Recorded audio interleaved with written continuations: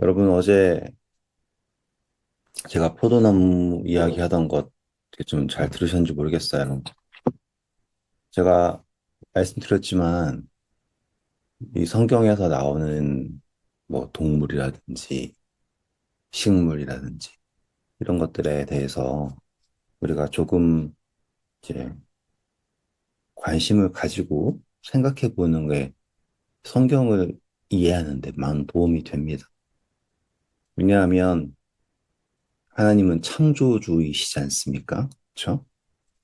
그렇기 때문에 그 창조주가 가지고 있는 그 창조물에 대한 이해는 우리가 생각하는 것보다 더 놀라운 그러한 의미를 갖는 것 같아요.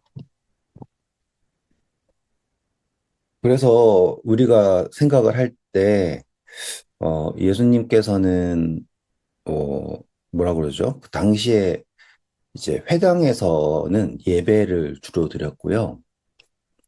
이제 학문을 공부하기 위해서는 어떠한 그 랍비라고 들어보셨죠? 랍비. 그래서 어떠한 선생이 있고 그 선생을 추종하는 그러한 이제 문화가 있었습니다. 이게 약간 어떤 느낌이냐면 예전에 그 무협 소설 같은 것들 보시면은 무슨 파가 있어요. 류, 뭐 파. 특별히 이제 일본 사무라이 같은 경우는 제 무슨 검에도 류가 있고요. 그런 그쪽에서 따라다닙니다. 그래서 한 스승이 있고 그 스승을 따라서 이렇게 이제 배워가는 그런 게 있었어요. 그래서 바울도 자기가 어떻게 뭐 이렇게 얘기하잖아요. 그런데 예수님께서는 다들 이제 함께 예수님을 딱 보자마자 모두가 다 갖는 질문이 뭐냐면 배운 적이 없는데 어떻게 알지? 라는 거예요. 그것을 곰곰이 생각해 보면 예수님께서는 하나님께서 베푸신 그 자연 속에서 모든 것을 발견하셨을 거다라는 거예요. 그래서 제가 이제 경험은 없지만 이제 하나씩 하나씩 찾아보면서 무슨 의미를 가지고 있을까? 사실 이거를 제일 처음에 이제 시작하게 된 거는 여기 둘 안에 정말 잘라도 잘라도 계속 자라는 덩쿨이 있는 거예요. 그리고 웬만한 이제 덩쿨 같은 경우는 제가 이제 자르고 손으로 땡겨서 뽑으면 뽑혀요. 근데 이 수도가 앞에 있는 이 덩굴은 제가 지금 온 지 3년 됐잖아요. 제가 잘라도 또 자라고 정말로 그냥 그 바닷가에 싹둑 잘랐거든요. 근데 또 자라는 거예요. 뽑히지도 않아요. 너무 세게 들어가가지고. 그렇다고 해서 뭐 가지가 엄청 두껍거나 그런 것도 아닌데 뽑히지도 않고. 그래서 또 돌밭 사이에 있는 거라서 돌들 사이 제가 그걸 또 삽질해가지고 뽑을 생각이 귀찮으니까 그냥 자르기만 했단 말이에요. 근데 그러다가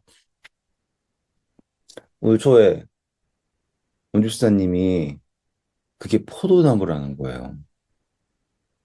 그래가지고 가만히 쳐다보고서는 또 알아보니까 포도나무가 맞더라고요.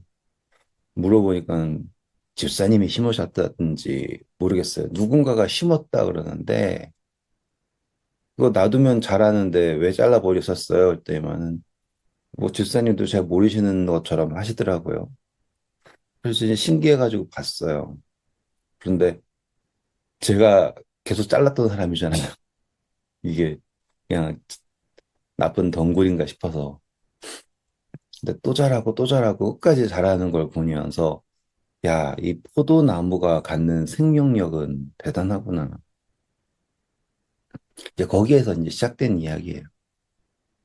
흥미롭게도요, 어제 제가 이제 이렇게 유창하게 영어를 할 수 없기 때문에 설명하지 못한 부분들이 있는데, 포도나무는 배수가 잘 되는 땅에서만 자랄 수가 있답니다. 그래서 배수가 잘 되지 않는 땅에서 이 나무가 심겨지면은 그냥 죽어버린대요. 얼마 전에 제가 우리 이춘철 목사님 은퇴하시는 기념으로 기념수로 생각해가지고는 벚나무를 사가지고 와가지고는 교회 앞에다가 심었어요. 그리고서는 이제 사모님한테 자랑도 하고, 자, 사모님 이게 은퇴 기념 선물입니다. 제가 여기에 심겠습니다. 하고 심었는데, 그 다음 주인가 비가 엄청나게 왔어요. 한 3일을. 그리고 그대로 죽어버렸어요. 그 벚나무도 배수가 안 되면 죽는다는 걸 저는 몰랐죠. 그래서 그냥 제일 위치 좋은 땅에다가 심었는데, 그냥 그대로 죽어버리더라고요. 근데 포도나무가 그렇답니다. 그래서 어제 제가 사진 보여드린 것처럼 포도나무는 척박해 보이는 땅에서 잘 자란대요. 왜냐면 일단 거기에서는 이제 물이 잘 빠져야 되니까. 근데 그렇다고 해서 포도나무가 물이 필요하지 않은 게 아닌데, 포도나무는 이제 물을 얻기 위해서 깊이 뿌리를 내리고, 그리고 그 깊이 뿌리 내린 걸로 이제 그 이스라엘 지역의 여름 가뭄을 견뎌낸다. 이런 거예요. 근데 제가 거기에서 어떤 교훈을 얻었냐면, 만나는 딱 그날 먹을 양식이에요. 만나를 제가 만약에 이스라엘 사람이었다면 만나를 어떻게 모았을까 그 생각을 해봐요. 여러분도 한번 상상해 보셨어요? 하늘을 탁 봤는데 예, 눈처럼 먹을 게 내린다. 제 아들은 좋아하겠죠. 그런 게 소원이니까. 저는 그거를 이제 모아서 먹는다, 뭐 굽거나 찌거나 뭐 해서 먹는다 해서 먹는다 했는데 다음날 되면 곧바로 상해버린다라고 하면 기분이 좀 그럴 것 같아요. 예. 그런데 그게 일용할 양식의 완벽한 이 예시거든요. 일용할 양식. 어디에서도 구할 수 없고 오로지 하나님께서만 베푸실 수 있는. 그리고 그것은 내일의 양식이 아니라 오늘의 양식이다. 포도나무도 역시 절대로 고인물로 살지 못합니다. 오로지 하늘에서 내리는 새로운 비, 그리고 땅에 깊숙이 있는 그 생명의 샘, 그렇죠? 거기에서 생명을 얻는다. 그래서 포도나무라는 걸 생각해 보면은 하나님께서 우리에게 주신 뜻이 이 나무 하나에도 잘 기록되어 있구나라는 걸 볼 수 있어요. 그리고 또 한 가지가 뭐였냐면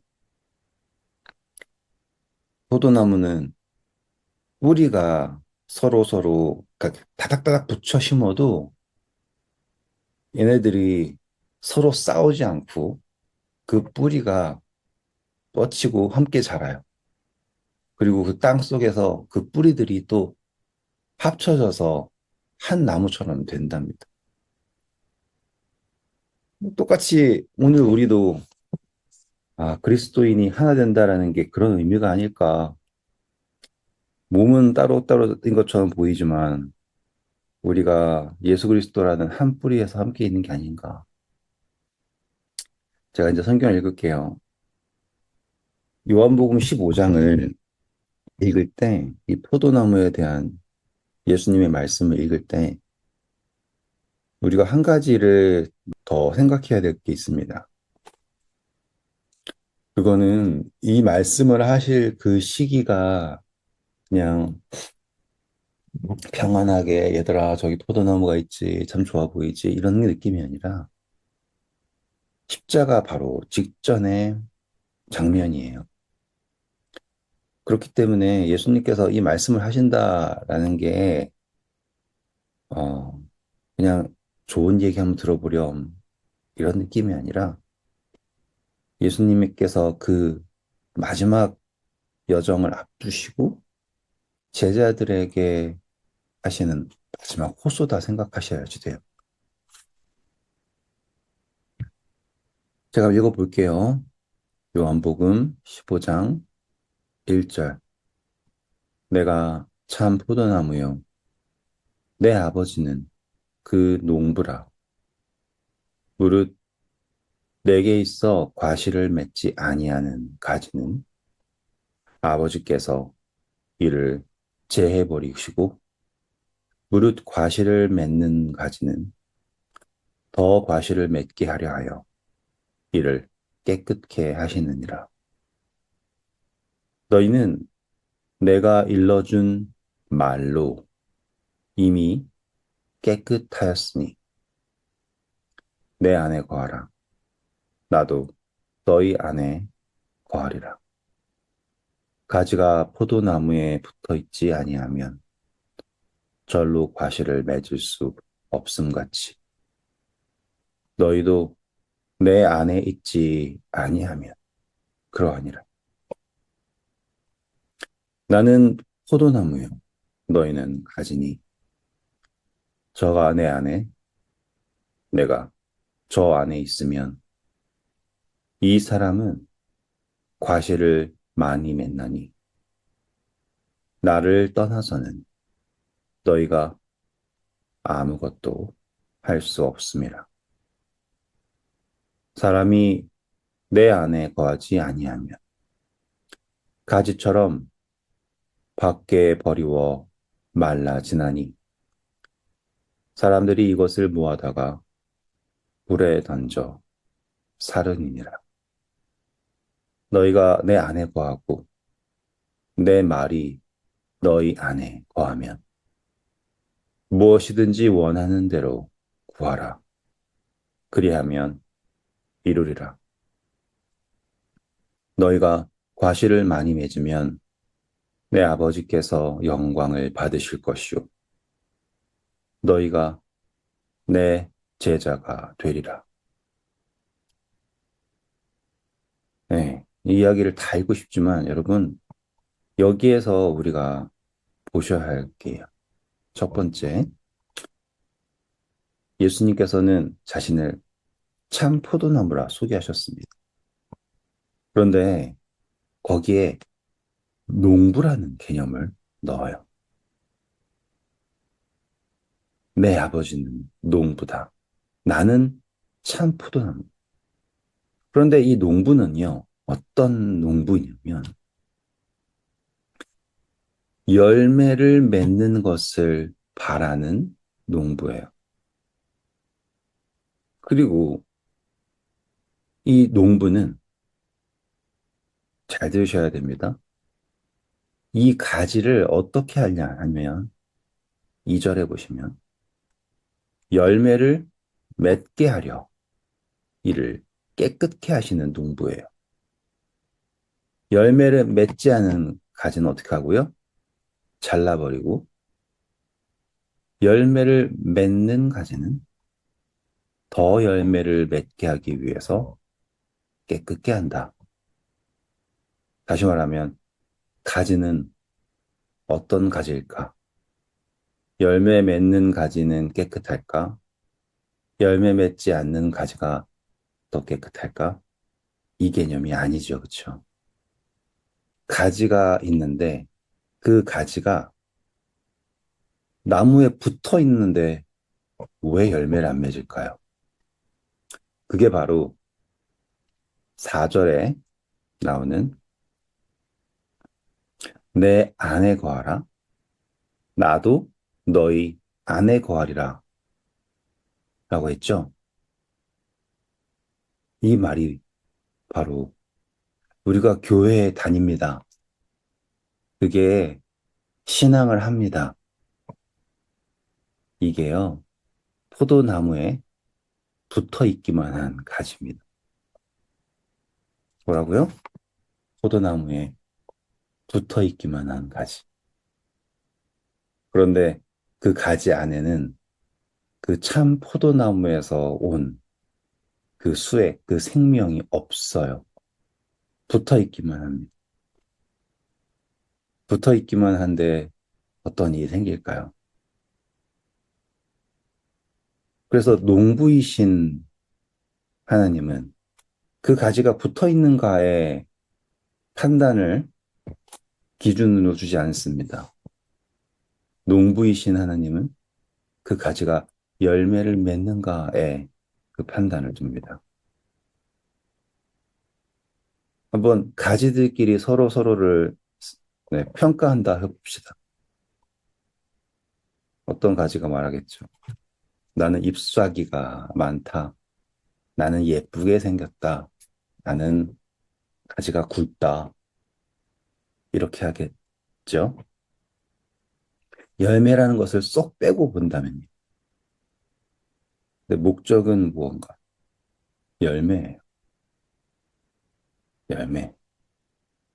그것을 예수님은 다시 뭐라고 말씀하시냐면 저는 참 이런 부분이 재밌는 것 같아요. 성경에서 우리가 그냥 슉쓱 지나갈 부분들이 되게 깊은 교훈을 줍니다. 어제 제가 말씀드린 것처럼 원래 접목을 할 때는 야생 뿌리에다가 좋은 나무의 가지를 탁 해야지 좋은 열매가 나오니까 그게 제대로 된 방법인데 성경은 반대로 참 감람나무에 돌 감람나무 가지를 접붙인다. 이거는 잘못된 거다라고 얘기했지만 세상의 관점에서는 그렇죠. 하지만 하나님의 관점에서는 정말 우리는 나쁜 열매밖에 맺을 수 없는 우리에게 하나님의 은혜로 열매 맺을 수 있는 특권을 주셨다. 이렇게 되면은 모든 게 다 은혜가 돼버리잖아요. 그리고 그 뿌리의 능력이 우리를 변화시킨다. 감동적인 거예요. 그러니까 세상의 관점으로는 볼 수 없는 부분들이 성경에는 기록이 되어 있습니다. 우리가 정말 묵상을 해야 돼요. 이런 건요, 컴퓨터 같은 AI한테 주고서는 해라라고 하면 네, 못해요. 그냥 붕 뜬 이야기들만 나오겠죠. 여기에서 똑같습니다. 3절 보시면 너희는 내가 일러준 말로 이미 깨끗하였으니. 지금 열매 맺으면은 하나님께서 열매를 더 맺게 하기 위해서 가지를 깨끗하게 하신다라고 얘기했는데 예수님께서는 거기에다가 곧바로 말씀하시기를 너희는 내가 일러준 뭐로요? 말로 이미 깨끗하였다라고 말씀하세요. 이 이야기는 뭘까? 바로 그 말씀이 열매다예요. 뭐라고요? 그 말씀이 열매입니다. 왜냐하면 그게 생명이기 때문이에요. 그 말씀이 수액이기 때문이에요. 수액. 그래서 그 수액이 돌면 열매 맺는 것은 너무 당연한 거예요. 그렇기에 그 말씀이 있다라는 것만으로도 예수님께서는 뭐라고 말씀하시냐면 이미 깨끗하다라고 얘기를 하는 되게 깊은 묵상입니다. 나중에 한번 진지하게 생각해 보세요. 오늘 내가 아무것도 안 했는데 내가 뭘 했길래 이런 느낌이 아니라 그 말씀이 우리에게 살아있다면 그거는 너무나 분명하고 확실하고 당연한 열매 맺는 증거입니다. 그런데 이제 여기에서 보시면 이걸 뭐라고 말하냐면 7절입니다. 너희가 내 안에 거하고 내가 너 안에 거한다가 아니라 이제 바뀌어서 내 말이 너희 안에 거하면 이라고 나와요. 이제 예수님께서 말씀이 육신 되셨다. 뭐 이런 것들 하면 아, 예수님이 어떤 분이구나 라는 걸 알잖아요. 그런데 이제 그 내가 너희 안에, 너희가 내 안에, 내가 아버지 안에, 아버지가 내 안에 이런 느낌의 모든 것의 총체가 뭐냐면 그 안에 거한다라는 것은 그분의 말씀, 그분의 뜻이 우리 안에 살아있다면 이라는 겁니다. 그러면 어떤 일이 생기냐면 무엇이든지 원하는 대로 구하라. 그리하면 이루리라. 자, 여기에서 우리는 큰 착각을 합니다. 예수님의 이름으로 구합니다. 집 좀 팔아주세요. 예수님의 이름으로 구합니다. 병 좀 낫게 해주세요. 예수님의 이름으로 좀 귀신 좀 나가게 해주세요. 우리가 하는 가장 큰 착각이 내 이름으로 구하면 무엇이든지 이루어진다. 자, 예수님의 이름으로 구합시다. 이게 가장 큰 착각이에요. 예수님의 이름이라는 것을 착각한다라는 게 아니라 구한다라는 게 지금 여기에서 이 15장의 문맥에서 보면 구한다라는 게 우리가 하고 싶은 걸 구하는 거예요? 아니면 열매예요? 네, 열매입니다. 근데 이 말씀은 뭐냐면, 자, 가지가 나무에 붙어서 수액이 돌면 자연스럽게 열매가 맺습니다. 수액이 돌지 않는 나무까지는 말라버립니다. 아무리 보기 좋아도. 그래서 결국엔 잘라버리는 거예요. 근데 수액이 돌아서, 수액이 뭐라고요? 말씀이 있는. 그러면 열매 맺는 것은 너무나 당연한 겁니다. 그렇죠? 그렇기에 하나님께서 말씀하신 것처럼 열매 맺는 가지는 더 열매 맺기 위해서 이미 깨끗해졌다라고 선포해 버리십니다. 놀라운 은혜예요. 근데 여기에 더해서 내 안에 거한다. 너희가 내 안에, 내가 너희 안에. 그 거한다라는 개념이 말씀이었더라고요. 그런데 이 말씀이라는 개념이 뭐냐면 그 말씀이 우리 안에 거하잖아요. 그럼 우리에게 하나 예수님께서 무엇이든지 구하라라고 하십니다. 그러면 우리는 좋습니다. 내가 돈을 벌고 싶습니다. 혹은 뭐 내가 성공하고 싶습니다. 이걸 구하는 줄 생각했지만 구한다라는 건 열매를 말하는 거예요. 열매. 그리고 놀라운 점은 가지가 나무에 붙어서 열매 맺는 건 너무나 당연한 겁니다. 라고 생각하지만 그 당연한 것에 한 가지 조건이 있습니다. 그게 바로 우리가 읽은 7절 구하라는 거. 원하는 거. 구하는 거. 여러분, 교회 다닌다라는 건 정확하게 말하면 그 나무에 붙어 있는 정도예요. 잘 붙어 있다고 되는 건 아닙니다. 신앙을 한다라는 건 어떤 모양인지 모르지만, 비록 사람들 보기에는 이상할 줄 모르지만, 예수 그리스도에게 붙어서 그분의 말씀으로 살고 있는 것을 우리는 신앙을 한다라고 얘기를 해요. 그런데 이제 거기서 한 단계 더 나아가서 우리가 열매 맺는다라는 것은 구해야지 됩니다. 구해야지. 그리고 그 열매 맺기 우리가 원해야지 됩니다. 오늘 우리가 예수님을 바라는 그리스도인으로서 간과하고 있는 것이 있다면, 붙어 있는 것에 급급하고, 혹은 내 스스로 어떻게 하면 깨끗해질까라는 것에 나의 모든 에너지를 다 쏟다가, 정작 열매 맺고자 하는가라고 하는 질문에 뒷걸음치는 그런 안타까운 모습이 아닐지. 다들 신앙 몇십 년 하셨잖아요. 그렇죠? 오래 붙어 있다. 그게 자랑은 아닐 겁니다. 그렇죠? 오늘 다시 한번 이 15장, 요한복음 15장의 말씀을 읽으시면서 너희가 내 안에 거하고 내 말이 너희 안에 거하면 무엇이든지 원하는 대로 구하라라는 그 말씀을 기억하시고 구하시는 저와 여러분 되기를 바랍니다. 네, 저부터도 그래야겠죠. 기도할게요.